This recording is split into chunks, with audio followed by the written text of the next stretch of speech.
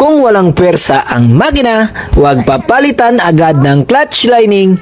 Dol, ipa-adjust mo ito sa mekaniko mo. At sa pag-adjust, ganito gawin. Una, palakasan ang minor.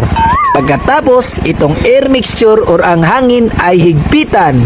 Pagkatapos, luwagan ng 3 1/2. 1, 2, 3, anhap. Pagkatapos, itong nut sa clutch lifter ay luwagan din. At itong flat screw ay luwagan hanggang sa tumigil ang ikot. Pagkatapos, higpitan ng half. 1. At pwede nang ilak ang nut. At ayan, matipid ka na sa gasolina at malakas pa ang clutch lining mo sa arangkada. In short, combine na combine ang dalawa. Sana nakatulong sa inyo ang tutorial ko.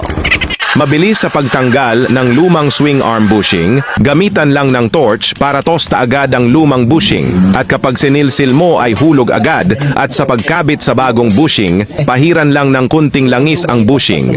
Para kapag pinokpok mo ay pasok agad at hindi pa hassle, kaya sa mga mekanikong matagal na pero hindi pa alam ang ganitong sistema, learn to this video para ikaw ay aasenso. Ito ang diskarte para hindi ma-overhaul ang makina kahit sira na ang axle ng kambyada, gamitan lang ng grinder na tama lang na mag-lock at papasok ang washer. Ang purpose niyan ay selbing konya ang washer sa change gear pedal. At the same time, hindi na mahaharos ang kambyo.